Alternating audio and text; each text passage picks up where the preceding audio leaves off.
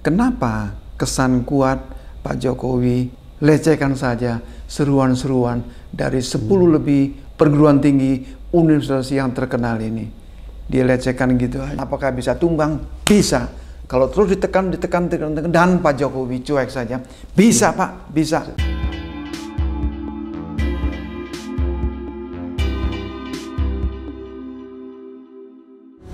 Assalamualaikum warahmatullahi wabarakatuh.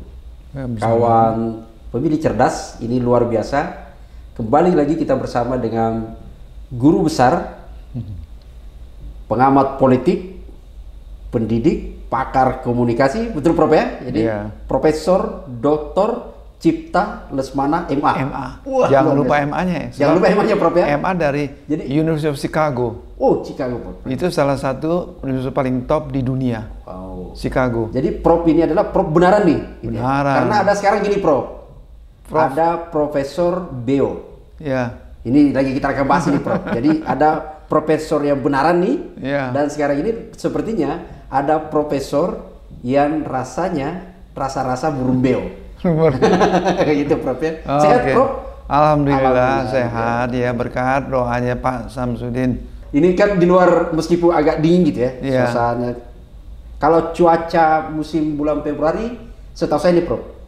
Ini kan biasanya masih banyak hujan. Musim hujan situ ya, karena masuk ya Imlek. Iya. Agak cuacanya agak dingin. Agak dingin. Itu biasalah kalau di cuaca alam gitu Prof. Tapi kalau cuaca mendekati masuk di politik, makin panas. Prof agak panas gitu ya. Makin panas. Makin panas gitu Prof ya. Nah Prof, tadi kita bicara soal ini ada politisi Prof.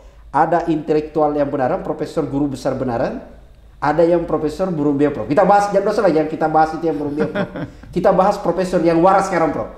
Sekarang ini ada beberapa perguruan tinggi itu mulai turun gunung Prof. Keluar kandang, turun gunung, membuat petisi, mengingatkan, mengkritisi Jokowi. Iya. Yang paling menghebohkan adalah turun gunungnya UI. Wow. Sebab UI ini jadi patokan gitu loh. Iya. Seringkali UI nggak berani karena isunya di luar, rektornya diikat sama pemerintah, nggak berani. Tapi tanggal 2 yang lalu turun gunung UI, mengeluarkan pesan kebangsaan UI, dibacakan oleh Harkristuti Harkrisnowo. Itu teman baik saya, keras Pak, keras ya. Dia mengingatkan Pak Jokowi supaya betul-betul mentaati etika dan moralitas. Wow. Jadi kalau melihat fenomena ini Prof, sudah turun gunung nih semua ini. Turun gunung. Apa yang sebenarnya Prof bisa potret di situasi sekarang ini sebenarnya? Oh jelas, di komunikasi kita diajarkan ada direct communication, ada indirect communication. Ada komunikasi langsung, ada komunikasi tidak langsung. Dengan keluarnya sejumlah pesan, sejumlah seruan dari universitas yang top itu, pesan komunikasi langsungnya begitu. Tapi saat komunikasi yang tidak langsung itu memperingatkan, memperingatkan sekaligus menekan Presiden kita Joko Widodo, hati-hati, hati-hati. Ini sudah serius sekali. Secara langsung mereka minta kepada Presiden kita supaya mengoreksi tindak tanduknya, mengoreksi speechnya gitu loh. Nah, apakah diikuti atau tidak ya terserah. Artinya pembacaannya di situ para kaum intelektual ini adalah situasi sekarang ini sudah sangat emergency. Darurat. Iya, emergency. Itu saya katakan kalau UI sudah keluar kandang, itu berarti situasi sudah amat sangat serius. Apalagi kita baca teksnya, kata per kata serius sekali. Mengingatkan, memperingatkan Pak Jokowi, tolong memperhatikan betul-betul demokrasi, tolong jangan sewenang-wenang, jangan seenaknya mengatakan Presiden boleh berpihak dalam pemilu. Nggak bisa Pak, aduh, masa Presiden berpihak bagaimana sih? Presiden mesti impartial, mesti ya nggak boleh berpihak dia Pak. Dia kan kepala negara Pak. Bagaimana Pak Jokowi lupa Pak? Nah, itu melanggar, menginjak-injak etika dan moralitas. Apalagi kita punya satu suhu Pak, satu guru-guru besar dalam ilmu moralitas, dalam ilmu etika. Siapa itu? Von Magnus Suseno Pak. Itu guru besar saya di UI, Pak. Saya diajarkan etika sama Magnis Suseno. Iya. Kira-kira 3 atau 4 hari lalu, dia bicara hampir nangis, Pak. Dia aslinya kalau nggak salah orang Jerman, Pak. Tapi dia anggap Indonesia ini negara saya gitu loh. Waduh, Pak. Hampir keluar mata, Pak. Magnis Suseno, Pak. Nah, kemarin dia bicara lagi, Pak. Ngumpul lagi para ahli-ahli etika ini di STF. Sekolah Tinggi Filsafat, Pak. Iya, Pak. Itu STF, Sekolah Moralitas, Sekolah Filsafat yang sangat diagungkan di seluruh Indonesia. Dia turun gunung lagi, Pak. Bicara lagi Magnis Suseno, Pak. Mengingatkan secara keras Pak Jokowi. Ayo Pak Jokowi, Pak Jokowi. Sampai hari ini kita tetap mencintai Anda. Tetapi jangan sampai jatuh ke jurang. Ya, ini berbahaya sekali.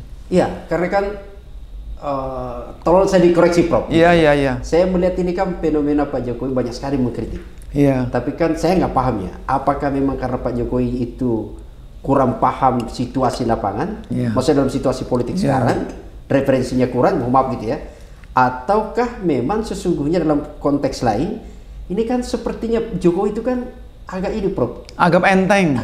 Kurang mendengar gitu loh. Padahal ini kan sudah pada turun gunung. Ini gimana sebenarnya di Jokowi ini, Prof? Ya, ada 2-3 kemungkinan. Kemungkinan pertama, ya dia anggap he doesn't care, nggak peduli. Ya, bisa juga ada anggapan bahwa dia merasa kuat dia.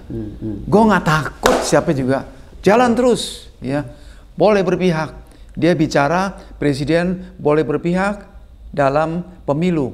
Di belakangnya apa? Nah, ini komunikasi lagi, Pak. Belakangnya pesawat tempur, Pak. Terus di depannya lagi ada 3 bintang 4, Pak. Ada Panglima TNI, ada Kasat, ada Kepala Staf Angkatan Udara itu, Pak. Ini komunikasi maknanya besar, Pak. Seolah-olah jangan main-main ya. Ini semua angkatan dukung gue nih. Ini pesawat tempur sudah siap semua gitu loh. Nah, jadi kemungkinan dia merasa PD-nya sangat tinggi, sangat tinggi. Nah, ini yang salah menurut saya, yang salah besar adalah para penasehat utamanya. Salah besar. Dia pikir dengan backing bintang 4 lengkap itu, pesawat tempur segala gitu, aman. Siapa yang berani sih? Siapa yang berani? Dan dia lupa Tiananmen Massacre Square. Lupa dia. Pembantaian Tiananmen. Pembantaian Tiananmen Juni 86 ya. Demo-demo besar-besar, demo-demo besar gitu. Di Brondong, Pak, bukan pakai senjata, Pak. Pakai tank, Pak, yang gede-gede gitu di Brondong gitu, Pak. Mampus berapa juta mati semua gitu loh. Artinya apa, Pak? Saya ingin mengingatkan Pak Jokowi bahwa Prof. Cipta Lesmana ini 16 tahun, 17 tahun. Dosen Sesko TNI, dosen Sesko Angkatan Udara, Angkatan Laut. Jadi saya banyak bergaul, banyak diskusi, Pak, dengan calon-calon jenderal ini. Nah, saya dapat informasi, Pak. Ya. Di sini saya buka di sini. Hati-hati para pembimbing kita ini, ya. Karena saya gini, tunggu sebentar. Ini kalau Pak Jokowi anggap enteng seruan-seruan dari UNJ, dari UII, dari Gajah Mada, macam-macam gitu ya. Kalau dianggap enteng, Pak, langkah berikutnya bisa terjadi, masa akan keluar, Pak. Bisa terjadi, Pak. Bisa terjadi. Masa akan keluar. Nah, kalau masa akan keluar, jangan pikir bisa dibasmi, diberondong oleh TNI. Tidak bisa. Tidak bisa. Tidak bisa. Sebab TNI ini lahir dari rahim Ibu Pertiwi, dari rakyat. Iya, dari rakyat. Beda dari tentara Cina, Pak. Tentara Cina bukan dari rakyat, bukan, Pak. Bukan. Nah, jadi karena dia rahim dari Ibu Pertiwi ini, tentara ndak berani, Pak. Tentara kita TNI, ndak berani. Nggak bisa dipaksa. Nggak bisa. Apalagi sekarang ada hukum internasional. Itu 3 jenderal 4 ngomong sama saya. Hati-hati, Pak Cipta. Tidak. Kita tidak berani memberondong rakyat itu frontal. Artinya Prof. Cipta ingin menjelaskan bahwa TNI itu sesungguhnya tegak lurus cinta kepada NKRI. Iya. Bukan kepada sumpah. Sumpah TNI. Setiap prajurit TNI disumpah, Pak, sebelum menjalankan tugas. Sumpahnya bukan setia kepada presiden, bukan setia kepada negara, bukan. Sumpah kepada NKRI, kepada ideologi Pancasila. Apa? Tidak ada kata-kata sumpah setia kepada presiden, tidak ada, Pak. Tidak, Pak. Dan itu ada Al-Quran di atas, Prof, ya? Iya, itu. Ada kitab. Kita, jadi ya, saya tetap masih sedikit mencintai Jokowi, mengingatkan Pak Jokowi. Masih ada sedikit, Prof? Masih ada sedikit. Sisakanlah sedikit itu untuk orang lain, Prof. Jadi kita ingatkan, hati-hati. Ini sebelum masa keluar, Pak. Ya. Itu yang saya mau sebut, Prof.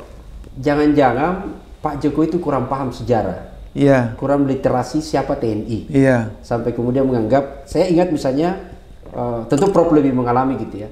Kita lihat Mei 98, Pak. Ah, ya itu saya menjelaskan. Sebelum 98. Tentara nggak berani, berani. Kurang jatuh, Pak. Kurang apa Soeharto pada saat itu? Waduh, Soeharto sangat very powerful, Pak, luar biasa, Pak. Ya, pembina partai politik. Iya. Ya kan pada saat itu, dan ada 5 paket undang-undang yang mereka kuasai, dan TNI kita kenal pada saat itu gitu ya. Ini bisa terjadi seperti itu, Prof, ya? Kemungkinan bisa. Jadi nggak usah jauh-jauh. Saya mungkin kejauhan, Pak. Contoh Tiananmen Massacre, pembantaian Tiananmen. Nggak usah jauh-jauh lah. Mei 98. Jatuh, Pak. Pak Harto yang begitu very powerful, berkuasa sekali, Pak. Potensi itu akan terjadi, Prof, ya? Saya tidak mengatakan yakin pasti terjadi. Ya. Jangan sampai terjadi. Jangan sampai terjadi. Kalau terjadi ngeri, Pak. Karena data tunggu, Pak. Ya. Tahun 98 situasinya dengan sekarang beda jauh, Pak. Rakyat makin banyak, makin nekat, memang makin banyak yang kelaparan, macam-macam, mereka bisa makin nekat, Pak. Wow. Ya. Kalau itu terjadi, ya kita berdoa, semua rakyat kita, saya minta berdoa. Jangan Mei 98 jangan sampai meledak lagi, sebab kalau meledak skalanya bisa 2-3 kali lipat, Pak. Lebih ngeri lagi, Pak. Ya. Oleh karena itu nggak ada salahnya para ilmuwan, profesor mengingatkan Pak Jokowi Presiden, cobalah kembali lurus lagi, kembali jalankan demokrasi secara benar, ya. Jangan terus mentang-mentang kepengen anaknya dijadikan wakil presiden. Apapun saya lakukan supaya Gibran wakil presiden, setelah wakil presiden supaya saya jadi presiden lagi. Iya dong, Pak. Forget yang lain, pokoknya aku mau jadi wakil presiden gitu. Kalau Gibran wakil presiden, Pak, ya, bapaknya bisa jadi presiden, Pak. Kan tinggal disuruh kan, kamu mesti ini, gue kan bapak lo gitu kan. Mungkin dia pikir begitu, Pak. Setelah berbagai upaya untuk 3 periode gagal total, dia pikir sekarang satu-satunya adalah cara mendorong putranya menjadi wakil presiden. Nah, itu yang dikecam semua, Pak, sama ilmuwan, Pak. Harkrisnowo, Pak, itu ilmuwan hukum pidana yang sangat namanya bergengsi sekali, Pak. Ya, Prof, kan data di kami itu, Prof, per hari ini ada 11, Prof, universitas sebenarnya. Ya, 11 ya? Keluar, ya. Jadi, iya, 11. Misalnya pertama itu ada UGM, Prof. Iya. Ada UGM, lalu kemudian, yang pertama kan UGM gitu ya. Iya. Kemudian Universitas Islam Indonesia, UI di Jogja. UI, lalu kemudian UI. Iya. Kemudian ada Universitas Hasanuddin, lalu kemudian ada Andalas. Di Ponorogo juga, Pak, Undip juga. Nah, Undip sudah ini juga sudah keluar gitu ya. Iya. Lalu kemudian ini Labuan Mangkurat, Kalimantan Selatan gitu ya. Lalu kemudian keluar ada juga, ada juga. Universitas Muhammadiyah. Iya, Muhammadiyah, Pak. Ya. Waduh, Muhammadiyah ini sangat terkenal, Pak. Jangan main-main, Pak. Iya. Besar Muhammadiyah ini, Pak. Ormas terbesar ini. Nomor 2 setelah NU, Pak, luar biasa, Pak. Jangan lecehkan Muhammadiyah, Pak, luar biasa, Pak. Sama nih kalau kita lihat ini UNPAD nih sudah keluar juga, terus ITB kemarin, Prof. ITB. Sekarang ini kita lagi diskusi ini, Prof. Iya. Itu lagi diskusi juga forum lintas kampus guru besar dan dosen. Oh, di Indonesia Timur. Iya. Saya tambahkan satu, Pak. Iya, Prof. Kemarin STF, Pak. Ya, STF. Sekolah Tinggi Filsafat. Berarti ini sudah 13 sekolah yang sangat luar biasa, Pak. STF ini, Pak. Magnis Suseno itu ngajar di sini. Dedengkot moralitas, dedengkot etika, von Magnis Suseno, doktor, Pak, luar biasa, Pak. Nah, masa Pak Jokowi udah begini Pak masih anggap enteng saja? Janganlah ya, Pak Jokowi jangan anggap enteng, jangan anggap enteng. Nah. Bahkan kan dia ngomong gini, Prof, meskipun bukan Jokowi langsung ya, tapi kan kita berbicara soal konteks representasi, yang motif dia, jubirnya gitu ya. Jubirnya. Misalnya dari KSP, bahkan jubirnya langsung, yang kemudian menyebut soal ini kan ada semacam orkestrasi lah gitu ya. Menyebut ini, para ilmuwan ini juga mulai disusupi, bahkan kasarnya adalah unsur politis, Pak. Politis, gitu kan. Itu guru besar UI, Pak, tambah marah lagi, Pak. Nggak ada. Guru besar ilmuwan itu nggak ada disogok macam-macam. Kita betul-betul masyarakat morality. Tambah marah lagi, Pak. Pada dongkot UI ini, Pak. Dituduh sama jubirnya istana itu, Pak. Mau saya, Prof, kenapa sih tiba-tiba sampai berani ngomong seperti itu ya, bahwa ini adalah ada unsur khusus disusupi politik dan macam-macam gitu ya. Padahal kan kita paham di sana kan ada Pratikno, ilmuwan politik. Pratikno. Ada juga kan itu kan. Maksudnya kok bisa sesempit itu mereka Pratikno yang seknek. Ya. Sekarang sedang disorot tajam, Pak. Oh. Iya, itu teman saya, Pak. Oh. Mantan, barusannya ada temannya Prof ini yang bermasalah ini. Mantan dekan makan rektor, Pak. Rektor ya UGM. Iya, UGM, Pak. Iya. Saya sempat hello aja, hello. Apa kabar Pak Tikno gitu loh. Lagi disorot, Pak. Oh, gitu ya. Ya terserah masing-masing lah. Terserah masing-masing. Pokoknya ingat, Pak, ya, Pak Sam, semua pemirsa ini saya mohon maaf bukan saya menggurui, saya mengingatkan. Ya. Dignity itu bahasa Indonesianya apa ya? Dignity itu modal terbesar setiap manusia. Dignity. Orang yang nggak punya dignity, orang itu sama dengan binatang. Itu Aristoteles ngomong gitu, Pak. Iya. Kita mesti jaga harga diri. Dignity adalah harga diri paling besar setiap manusia. Dignity Anda sudah dilego, sudah dijual oleh apapun, Anda sama juga dengan binatang. Titik. Jadi dari 13 itu, Prof, universitas itu kan keluar. Saya ingin mengembalikan begini, Prof. Lagi-lagi saya bukan dalam soal personalitas misalnya menyebut ada Pratikno atau apa gitu, tapi pada posisinya beliau ini kan sebenarnya ilmuwannya. Iya. Yang harusnya memberikan peringatan, memberikan masukan kepada Pak Jokowi. Iya. Dalam teori perubahan yang saya pahami, Prof, itu bahwa itu kan gerakan perubahan itu kan selalu memang kaum intelektual itu jumlahnya sedikit. Iya. Tapi harus dipahami kaum intelektual pengaruhnya besar, Pak. Dia lah trigger, dia menggerakkan. Iya. Satu intelektual bergerak itu dia di belakangnya itu jutaan gitu loh. Iya. 98 lah salah satu contoh. Setuju gitu ya. saya. Kenapa tidak dia inisiatif, Prof? Iya. Iya. Ini kan dia dalam posisi sebenarnya dekat gitu ya. Iya. Tidak dalam konteks yang saya sebut tadi itu. Saya tidak menyebut bagian di situ Prof Pratikno gitu ya. Iya. Tapi hari ini di Pilpres ini memperlihatkan kita ada situasi politik yang kemudian begitu panas, tapi kemudian juga pada saat bersamaan membuka mata kita, ada orang yang masih waras, tapi ada yang seperti burung beo. Yang penting mereka tetap menikmati kekuasaan itu. Takut mereka kehilangan kekuasaan itu. Sampai kemudian tafsir itu adalah bahasa saya orang sastra, Prof. Itu ada istilahnya, konteksnya adalah bahasa dan kekuasaan. Tafsir bahasa itu adalah tafsir kekuasaan. Tafsir bahasa sama bahasa juga tafsir sangat kekuasaan. Itu sangat berpengaruh di situ. Sehingga misalnya dulu orangnya masih waras, tapi ketika dia di dalam posisi tertentu, seringkali berubah jadi nggak waras. Dia menjadi berubah lah gitu ya. Nah, saya nggak tahu itu, Pak. Kalau menyangkut satu orang, menyangkut teman saya, ya walau alam, saya juga nggak tahu. Yang jelas power, kekuasaan itu enak, Pak. Enak, Prof, ya? Waduh, Pak. Enak kekuasaan, saya udah banyak lihat orang yang berkuasa itu enak, Pak. Enak, tinggal pencet bel aja.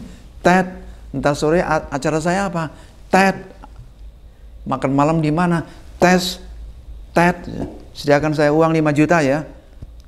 Ajudan nggak berani tanya, buat apa mau digaplok lo? Masih ada satu, Prof. Apa? Masih ada satu. Tek, jam sekian siapa yang kita makan? Saya nggak ikut campur itu, Pak. Oh, saya ikut campur itu. Iya. Jadi kalau orang miskin katanya itu, Prof. Aduh, iya. Pikir orang miskin itu kita tanya gini, Prof. Iya.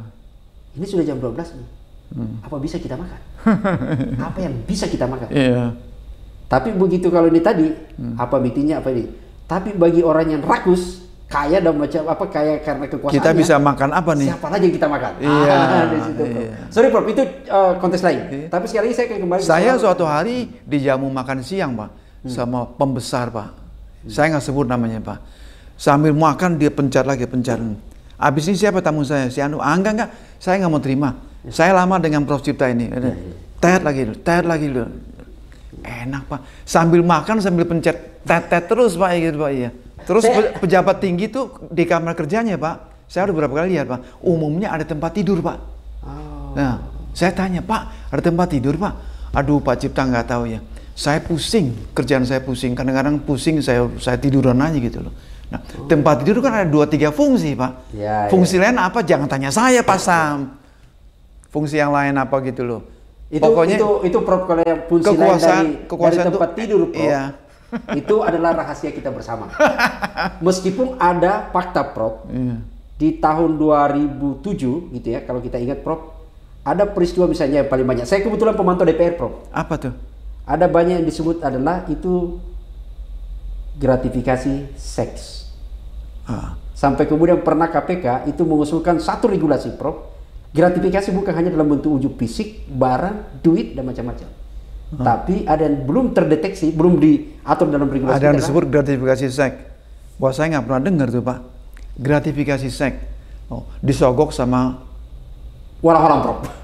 Nah, saya kembali ke tadi soal gerakan para ilmuwan, kaum intelektual yang kalau kita misalkan dalam teorinya, dalam bukunya Adi Seret itu menyebut teori apa? Gerakan pembaharu gitu, Prof. Iya. Saya senang begini, Prof. Dalam ilmu sosiologi itu kan gini, Prof. Kalau Prof kan komunikasi gitu ya. Saya sosiologi, Pak. Itu kan misalnya gini, Prof. Kita mengenal istilah pembangkangan sosial, pembangkangan masyarakat sipil. Saya khawatirnya gini, Prof. Kalau people power ini sekarang akan terjadi gitu ya, misalnya gitu ya, akan terjadi. Kemungkinan bisa terjadi. Kemungkinan bisa terjadi. Kalau Pak Jokowi diem terus meledak bisa, Pak. Ada hal yang justru menurut saya jauh lebih berbahaya, Prof. Konteks sekarang. Apa? Kita melihat misalnya sepertinya tidak ada gerakan. Jangan-jangan akan terjadi pembangkangan masyarakat sipil untuk kemudian terhadap negara ini, dan pembangkangan sipil itu diwujudkan misalnya pernah terjadi, dilakukan misalnya di Amerika gitu, dan Meksiko. Dalam bentuk menolak pembayaran pajak karena tidak tega duit mereka. Kalau di Meksiko tidak tega duit mereka dipakai untuk perdagangan perbudakan. Jangan-jangan kemudian rakyat Indonesia menyatakan bahwa sorry bro, sorry Pak Presiden. Ya kalau Pak Prabowo kan sorry ya, gitu kan? Iya. Nah kalau kita bisa rakyat menyatakan sorry ya, hari ini aku nggak mau bayar pajak. Aku tidak mau duit kami hanya digunakan untuk mendudukkan anak-anak untuk jadi. Itu yang disebut pembangkangan sosial. Sipil. Bisa, Pak. Iya bisa. Itu gimana itu, Prof? Bisa. Ya lebih dahsyat lagi, Pak, efeknya. Kalau semua rakyat nggak mau bayar pajak, bagaimana APBN, Pak? Sementara utang kita saja sudah tembus 8.000 lebih, Pak. 8.401 triliun. Waduh, saya ingatnya 8.000 lebih saja begitu. Bagaimana bayarnya? Beres, Pak Cipta. Utang kita dikelola secara transparan, dipakai untuk pembangunan. Jangan takut dengan utang kita. Itu kata-kata Madam Sri Mulyani gitu ya. Padahal kalau mau jujur nggak ada yang tahu, Pak. Bagaimana kita bisa bayar utang kita ini, Pak? Itu utang pemerintah, Pak. Ada lagi, Pak. Utang BUMN belum termasuk, Pak. BUMN utangnya juga banyak, Pak. Itu yang agak Prof. BUMN, Pak. Saya jujur, ini kan ada utangnya dicatat kan di negara. Iya. Tadi ada 8.000 itu. Iya. Di luar BUMN. Saya juga agak bingung juga sih sebenarnya. BUMN itu kan negara punya, Prof. Iya. Tapi kenapa dikeluarkan dalam konteks itu ya? Terpisah. Padahal, nah ini saya nggak tahu apakah itu akal-akalan, itu ilmuwan lain lah gitu ya. Tapi 8.000 triliun saja itu sebenarnya sudah mendapat pada posisi kalau kita masukkan dalam pertumbuhan ekonomi itu kan dia mendapat PDB-nya sudah mencapai pada angka 37% yang mereka diambil. Iya. Batasnya memang betul 60% gitu ya. Tapi kita melihat bahwa dari situ saja sudah 30%. Iya. Kenapa dipisahkan utang BUMN? Karena cukup banyak BUMN kan yang utang, yang dililit oleh utang cukup banyak juga, cukup besar Pak. Ada yang mau bangkrut segala, terutama BUMN bidang konstruksi Pak. Ya, cukup banyak Pak yang serius dililit oleh utang-utang ini Pak. Maka dipisahkan. Kalau utang pemerintah itu utang dari Kementerian Kementerian Pertahanan misalnya kan, beli pesawat tempur, beli macam-macam, utangnya luar biasa Pak. Waduh, ngeri sekali. Siapa itu Menteri Pertahanannya itu, Bro? Iya, Pak Samsudin yang kasih tahu saya, Menhan kita ini siapa gitu. Enak aja dibeli pesawat tempur bekas. Ya, dari Qatar gimana. Padahal bisnis baju bekas saja, Prof, itu sudah dilarang sekarang. Prabowo mengatakan bukannya bekas, jam terbangnya lebih lama, bukan salah Pak Samsudin. Itu bukan pesawat bekas gitu loh. Ya. Jadi soal lebih murah katanya begitu, lebih bukan murah. Umur Prof ya, tapi soal ininya ya. Iya. Dari kondisinya. Tadi Prof menyebut umur. Saya mau maaf Prof ini. Iya, kalau iya. Apa ya? Bisnis yang beginian kan sebenarnya kalau yang baru dari sisi, kalau kita bandingkan dari sisi akuntabilitas Prof ya. Itu kalau yang baru kan jelas tuh e-katalognya apanya semua. Iya, iya. Kalau yang bekas Prof itu tidak terdeteksi karena itu pasti mainnya broker. Iya. Akuntabilitasnya pasti rendah. Iya, Potensial korupsi itu sangat tinggi Prof. Iya, iya. Makanya orang akan bertanya, dulu Indonesia dikasih saja gratis pesawat itu nggak mau ambil. Itu guru saya tuh Pak. Yang menolak itu ambil itu Prof. Menhannya nolak gitu ya. Profesor ilmu politik di UI Pak. Dia hebat sekali Pak. Dia Dulu tolak, saya ditawarin, saya nggak mau. Ya, memang gratis, tapi maintenance fee-nya berat sekali. Ya, maintenance fee-nya, Pak. Ngapain kita beli gratis? Kalau mau kita beli baru, Yuwono Sudarsono Pak. Ya. Itu profesor yang luar biasa Pak. Ya, Menhan pada saat itu. Menhan pada waktu itu, saya ditawarin juga waktu itu. Dibilang saya tolak. Memang kelihatannya gratis, nggak bayar, tapi maintenance fee-nya Pak, ya, lebih mahal dari beli baru gitu loh. Ya, Pak Jokowi, tolong perhatikan, jangan dianggap sepele. Seruan-seruan dari perguruan tinggi yang sangat terkenal ini, termasuk Muhammadiyah, STF, UII, apalagi UI di dengkotnya itu loh. Jangan anggap enteng. Prof, ini kan gerakan kaum intelektual, para pembaru itu kan keluar gitu ya.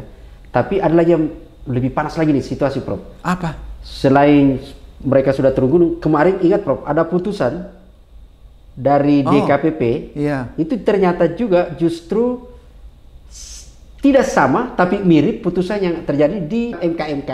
Iya. Yang menyatakan bahwa hakim konstitusi itu adalah terjadi pelanggaran etik berat. Iya. Sama juga terjadi di KPU gitu ya. Iya. Saya kok gini Prof, ini kan dua-dua yang mengadili, dua-dua, jadi mereka mendaftar, mereka memberikan karpet merah kepada Gibran dan kemudian diputus pelanggaran etik berat gitu ya.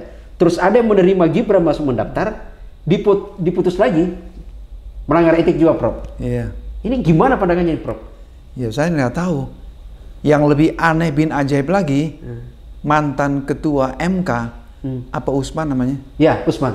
Dia sekarang masukkan gugatan ke Pengadilan Tata Usaha Negara supaya pemberhentian saya sebagai ketua MK dicabut karena tidak sah. Jadi pihak sana melakukan perlawanan sekarang Pak. Ya. Perlawanan, kenapa perlawanan? Ya enggak tahu. Apa karena Pak Jokowi makin keras? Gitu. Itu nggak sah tuh. Kamu dicopot sebagai ketua MK. Ya, ada yang panas-panasin. Ya. Saya tahu yang panas-panasin, cuman kita nggak boleh ngomong di sini. Ya, tahu. Saya kaget begitu kemarin lihat TV. Waduh, melakukan perlawanan. Ini tergantung kepada Pengadilan Tata Usaha Negara. Saya tuh agak gini Prof ya. Ya. Jujur agak penasaran gini Prof. Saya membaca di Undang-Undang MK. Ya. Syarat seorang hakim konstitusi. Salah satu disebutkan di situ selain umur apa semua itu biasalah. Pengalaman pendidikannya doktor apa semua kita. Apa salah satu syaratnya? Tapi ada pendekatan yang lebih ini, yaitu adalah soal negarawan gitu ya. Berjiwa kenegarawanannya dan integritas. Iya. Kok dia masih kemudian begitu kekeh melakukan gugatan segala upaya gitu loh. Padahal gimana itu Prof? Iya, itu salahnya. Ini dalam posisi soal etika Prof ini kita salahnya etika. Fit and proper test. Semua calon hakim konstitusi harus melalui lulus fit and proper test. Fit and proper test itu Pak yang sering bablas gitu aja. Sayang fit proper testnya bukan salah satu anggotanya Profesor Cipta Lesmana Pak. Saya cekek bener-bener Pak, nggak bisa lolos Pak. Ya karena kan itu moralitas penting sekali. Itu ketahuan waktu fit and proper test. Sama dengan ini Prof, sama dengan yang terjadi di KPU. Ketua KPU ini dan komisionernya anggotanya lain itu Prof, itu kan sebenarnya sudah 3 kali dikenakan hukuman. Pelanggaran etik. Dalam konteks itu saya ingin melihat apakah justru bagi saya Prof, diberi teguran keras itu tidak boleh lagi melanggar. Teguran keras sudah terjadi yang lalu. Teguran keras lagi, maksudnya kenapa dia tidak mundur saja gitu loh? Orang kita, pejabat kita umumnya nggak punya malu. Rasa malunya sudah putus Pak. Sudah putus. Kenapa gue mesti mundur? Yang angkat saya ini nggak minta saya mundur. Kok saya mesti mundur? Nah, dia begitu Pak logikanya Pak. Logika dari mana nggak tahu Pak. Nggak pernah belajar morality. Dia mesti dicekok sama von Magnus Susino. Sini, saya kasih kursus kamu moralitas selama 5 jam. Magnus Susino Pak, Prof. Itu didengkot moralitas Pak. Prof, soal putus urat malu, soal morality, apa itu terjadi pada Jokowi Prof? Sampai kemudian memaksa Gibran segala cara, mereka sampai harus masuk. Wah, saya nggak bisa jawab itu. Itu pertanyaan kaliber tinggi itu. Karena kan begini Prof, dia calon, dia maju mendaftar Prof, harus ada yang korban. Katakanlah kita posisikan korban. Pamannya Usman itu harus diberhentikan sebagai ketua MK. Kemudian dia mendaftar, lolos dia mendaftar. Sekarang resmi jadi cawapres. Tapi kan komisioner KPU itu kemudian mendapat hukuman pelanggaran etik. Apapun yang terjadi Prof, dapat hukuman sudah. Apapun terjadi secara psikologis sebenarnya, tentu mereka akan bekerja tidak profesional lagi. Dia tidak nyaman di tengah situasi sisa menghitung hari. Besok kita mencoblos Prof. Nah di demokrasi kita situ dipertaruhkan situ Prof. Itu yang saya sebenarnya lihat di situnya Prof. Kok tiga, belum lagi kan misalnya kita lihat Prof, kenapa kemudian bisa dengan begitu menganggap enteng gitu kan? Gimana itu Prof menganggap enteng itu? Saya nggak bisa jawab. Jadi ada pertanyaan besar sekali yang hanya bisa dijawab oleh Pak Jokowi. Pertanyaan besar itu, kenapa kesan kuat Pak Jokowi lecehkan saja seruan-seruan dari 10 lebih perguruan tinggi universitas yang terkenal ini. Dia lecehkan gitu aja. Jadi morality dikalahkan ambisi keluarga kami berkuasa. Kira-kira begitu. Anak kami jadi capres. Jadi pertanyaan berikutnya adalah kenapa Pak Jokowi ngotot kepengen berkuasa lagi. Nah itu nggak ada yang bisa jawab Pak, kecuali beliau sendiri. Ini kan kepengen berkuasa Pak. Kepengen berkuasa setelah upaya keras 3 periode gagal, lalu melalui tangan Gibran ini. Kita nggak tahu kenapa begitu kepengen sekali gitu loh, berkuasa lagi. Walau alam. Saya melihat ini Prof, dikoreksi saya Prof ya. Kalau ini jadi berkuasa, saya melihat bukan hanya dinasti Jokowi yang berkuasa. Saya Prof. Masa? Tapi ada orang lain lagi. Ada 2 Gorbon yang berkuasa. Prof ingat akan ada Gorbon misalnya dulu istana yang kita bergerak di tahun 98. Tahun 98, iya. Jangan-jangan Cendana kembali masuk Prof. Bisa juga. Dan kemudian masuk ditambah ini. Akan mirip dengan kasus Filipina Prof. Filipina ya. Jadi Marcos Junior Bombong, anaknya dari Ferdinand Marcos, kemudian wakilnya itu adalah Sara Duterte, anaknya Rodrigo Duterte. Jangan-jangan seperti itu Prof, olah-olah. Sekarang dia clash juga berdua ini. Nah meskipun sekarang clash, nah itu dia Prof. Sekarang kan lagi bergolak nih Filipina. Lagi bergolak Filipina. Duterte itu kemudian melakukan gerakan, menghimbau melakukan ini ke masyarakat, mendorong untuk menumbangkan bom gitu kan. Bom. Alasannya narkoba gitu kan. Izinkan saya 1 kalimat 2 kalimat, lupa saya. Siap, Prof. lupa. Nah, hari ini ada peristiwa yang cukup signifikan, yaitu kumpulnya secara lengkap keluarga besar Soekarno. Hari ini kumpul semua, ya. Ada keluarga Fatmawati, ada keluarga, ada Sukmawati, Guntur turun gunung, istrinya, semua lengkap hari ini gitu. Nah, saya orang komunikasi, langsung saya berikan makna. Ini merupakan tanggapan terhadap sikap Pak Jokowi yang terus diam saja. Hati-hati Pak Jokowi, kami siap memukul balik Anda. Ini kekuatan merah, Pak. Kalau dia kompak, Pak, dahsyat kekuatan ini, Pak. Jangan dianggap enteng kok. Kalau misalnya itu ada pesan kepada Pak Jokowi seperti itu, kira-kira nih, kita lagi-lagi nih. Iya. Apakah Pak Jokowi akan tumbang dalam waktu dekat? Dalam waktu Pembacaan secara ilmu pengamat politik dan ahli komunikasi membaca fenomena di waktunya kita nggak bisa tentukan dekat Tapi atau lama. kalau kita bicara eskalasi nih, Prof. Iya. Bisa. Dalam waktu dekat. Iya. Dalam waktu dekat ini relatif, Pak. Nah, saya nggak bisa jawab dalam waktu dekat. Tapi kalau ditanyakan apakah bisa tumbang, bisa. Kalau terus ditekan dan Pak Jokowi cuek saja, bisa, Pak, bisa. Sebab ini suara para ilmuwan, para guru besar di dengkor-dengkor semua nih, yang tidak punya vested interest, Pak. Bukan mau cari duit, bukan, Pak. Guru-guru besar ini bisa, Pak. Jadi tidak benar pernyataan dari istana yang menyatakan bahwa ada orkestrasi soal politik itu ya, tidak benar. Itu pernyataan ngawur, enggak, Pak. Itu juga mencoreng Profesor Cipta Lesmana, profesor yang dignity-nya bagus sekali, lulusan University of Chicago, Pak.